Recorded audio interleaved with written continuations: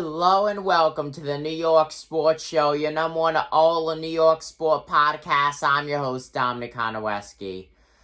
The New York Islanders just did not have that good of the final half of the game as they went up against the Pittsburgh Penguins, and sadly they ended up losing in overtime, allowing the Penguins to score with just under a minute left of the final period and allow them to go on and win in overtime.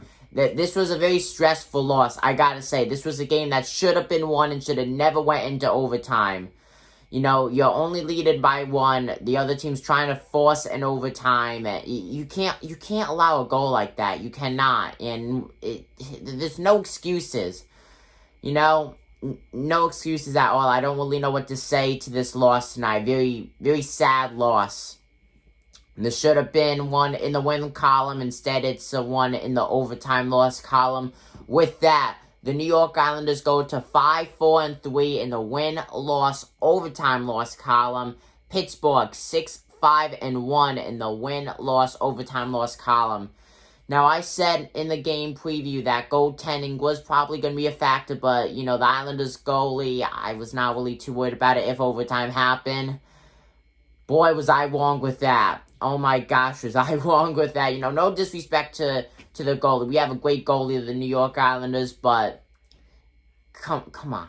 You cannot allow these kind of losses. I know you can't win every game, but this was something that should have never went into overtime to begin with.